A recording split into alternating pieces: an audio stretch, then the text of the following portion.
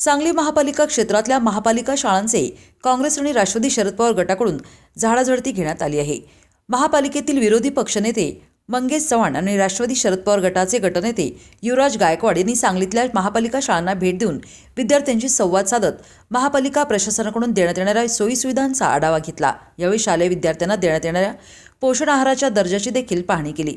यावेळी थेट विद्यार्थ्यांसोबत पोषण आहाराचा आस्वाद देखील घेतला। महापालिकेच्या शाळांना भौतिक सोयीसुविधा पालिका प्रशासनाकडून उपलब्ध करून देण्यात येत नसल्याचा आरोप करत येत्या महासभेमध्ये यावर आवाज उठवला जाईल असं विरोधी पक्षनेते मंगेश चव्हाण यांनी स्पष्ट केले आहे। आज सांगली मिरज कुपवाड महानगरपालिका क्षेत्रातील सर्व मराठी शाळा मराठी माध्यम शाळांना आम्ही व शरदचंद्र पवार पक्षाचे माननीय गटनेते युवराज गायकवाड साहेब यांना घेऊन आम्ही एकत्रित या ठिकाणी सर्व शाळांना विजिट दिली। विजिट देत असताना आमच्याबरोबर प्रशासन अधिकारी म्हणून खेडकर साहेबांना घेऊन आम्ही सर्व शाळांना विजिट दिली। त्यामध्ये शाळांना विजिट देत असताना शाळा नंबर 7 पासून सुरुवात केली। त्यामध्ये सर्वप्रथम आम्ही मुलांना देण्यात येणारा पोषण आहार स्वतः आम्ही खाऊन त्या ठिकाणी बघितला। त्यामध्ये काही कमी आहे का, डाळी कमी आहेत का आमटीमध्ये, ह्या सगळ्या गोष्टी आम्ही बारकाईने त्या ठिकाणी बघितली। तर शाळेची परिस्थिती बघितली तर शाळेची संख्या ज्या पद्धतीनं जास्त आहे त्या पद्धतीनं शिकवण्यासाठी शिक्षकांची संख्या कमी आहे।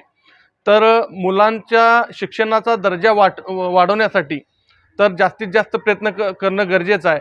आत्तापर्यंत तुम्ही बघताय की महापालिकेमध्ये फक्त घोषणा होतात, प्रत्यक्ष काम या ठिकाणी शाळेत आल्यावर आपल्याला कळतंय। काही शाळेच्या छत गळत आहेत, काही शाळांना छत नाही आहे। शौचालयामध्ये बघितलं असता तर एकाच शौचालयामध्ये मुलं मुली जाताना दिसतात। तर ह्या गोष्टी खरोखर बदलणं गरजेचं आहे, नव्यानं करणं गरजेचं आहे। ह्यामध्ये कुठंही हे भाजप सरकार असू दे किंवा प्रशासन करताना दिसत नाही आहे। पण शिक्षकांची तळमळ बघितली तर त्यांचा दर्जा वाढवण्यासाठी अतिशय मनापासून ते काम करत आहेत। तर खेडकर साहेबांचं पण आम्ही काम बघितलं, ते दिवस रात्र मुलं कशी शिकतील व त्यांचा दर्जा कसं वाढेल ह्याच्यावर जास्त हे प्रयत्न करत आहेत। तर ह्यामध्ये फक्त महापालिका प्रशासन कमी पडत आहे। महापालिका ह्या शाळेकडे दुर्लक्ष करत आहे।